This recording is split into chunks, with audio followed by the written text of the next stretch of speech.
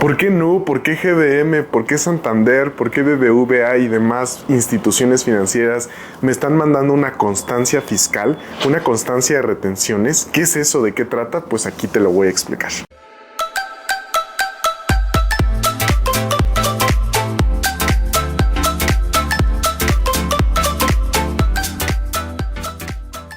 Hola, ¿qué tal? Bonito día, yo soy Archislas y esto es Mainstream al Cuadrado, y justo como lo viste en el título del video, algunas personas me han preguntado sobre por qué les están enviando una constancia fiscal. ¿Acaso el SAT me va a retener impuestos? ¿Acaso el SAT me va a auditar? ¿Qué es lo que va a pasar?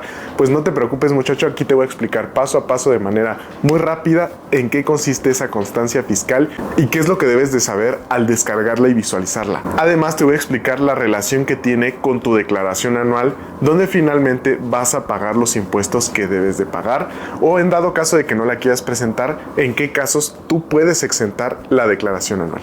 Así que pues vamos a empezar. ¿Qué es esa constancia que me está mandando esta institución financiera? A mí ya me llegaron varias, me llegó la de Nu, me llegó la de GBM, me llegó la de Supertasas, en general las SOFIPOS en las cuales invierto y también los bancos en las cuales tengo a lo mejor un crédito hipotecario o alguna inversión pequeña.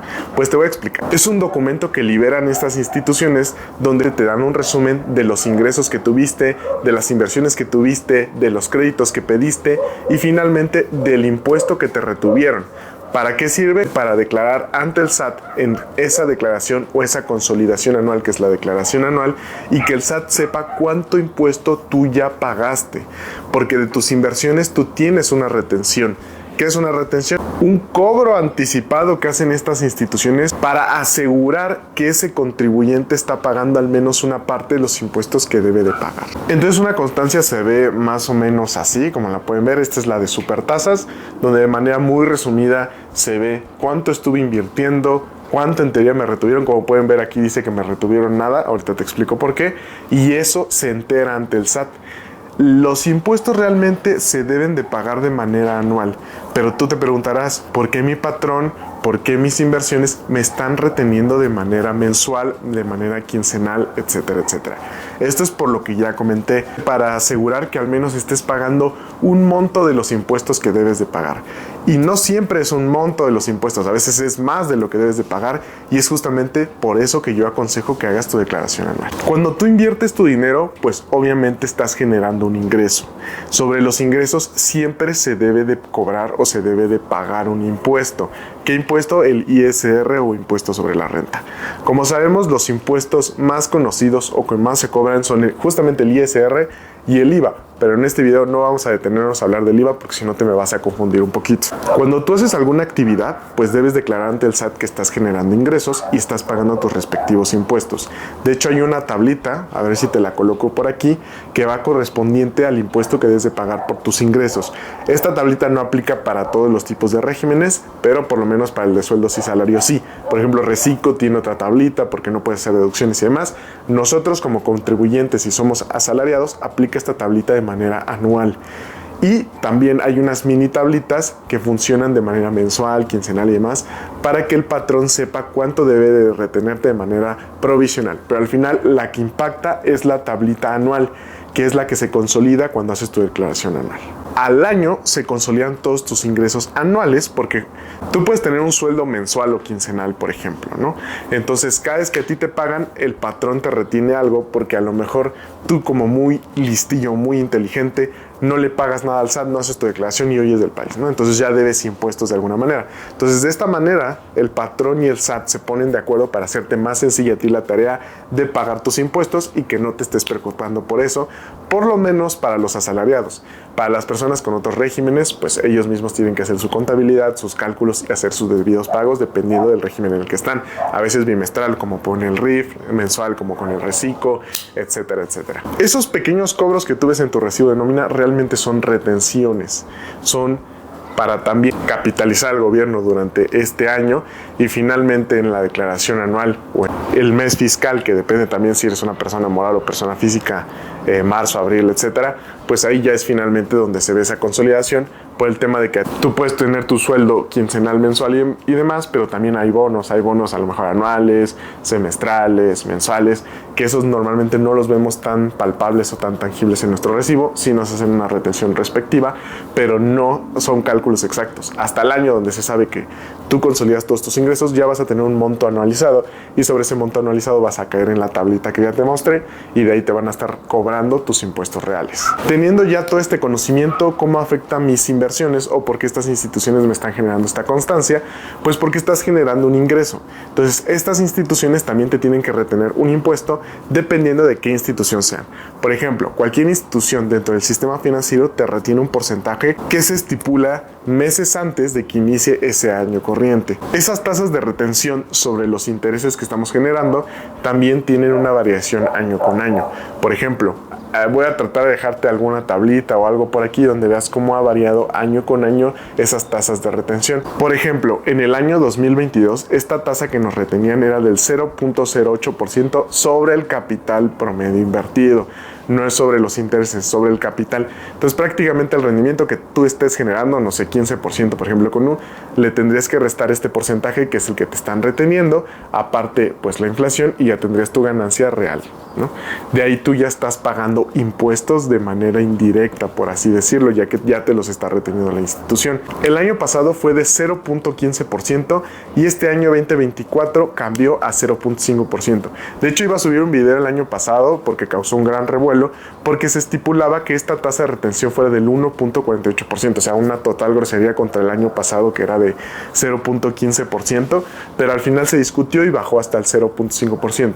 Aún así no hay que espantarnos porque estas tasas no son anormales. En años pasados incluso hubo tasas de retención de, por ejemplo, del 1.45 en el 2020. Entonces no son retenciones anormales. Además, ahorita estamos teniendo intereses o tasas de interés más altos que en ese año. Entonces imagínate, en ese año, por ejemplo, rondaba el 7%, nos retenían el 1.45, pues tenías que restárselo.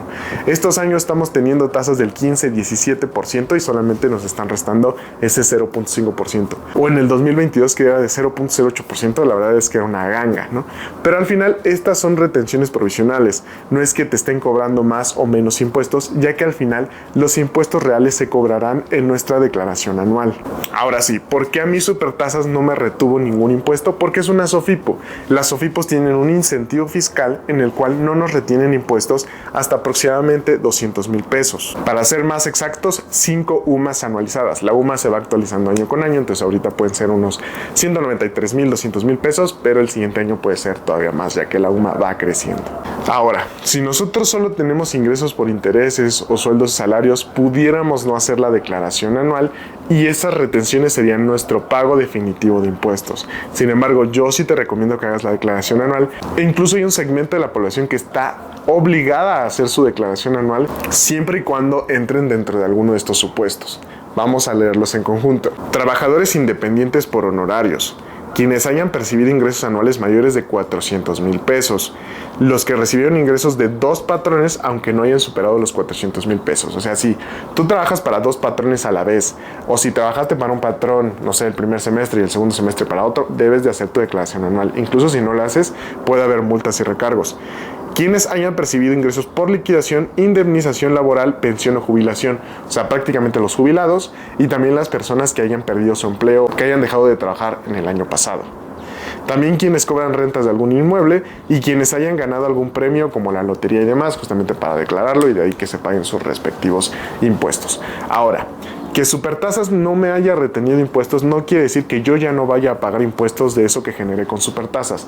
¿Por qué? Porque el incentivo fiscal es a total SOFIPOS, no es por SOFIPO. Entonces, si yo invierto en Supertasas, invierto en Cubo Financiero, invierto en Nu, invierto en Story Cuenta Más, etcétera, etcétera, todos esos ingresos que yo invertí promedio se suman, se acumulan y sobre el excedente debo de pagar impuestos. Entonces, si yo hago una diversificación de SOFIPOS y voy a hacer mi declaración anual, finalmente en la declaración anual se va a ver cuántas SOFIPOS yo tengo con inversión y sobre ese monto total de SOFIPOS me van a cobrar ese excedente que no me han retenido porque lo hacen por SOFIPO. Una SOFIPO no se entera de lo que te está generando otra SOFIPO y así viceversa y demás. Entonces hasta mi declaración anual que yo le digo al SAT, mira, yo invierto en 10 SOFIPOs y sobre esas 10 SOFIPOs tuve un capital promedio de tanto, sobre ese excedente el SAT va a decir, pues me debes tanto de impuesto.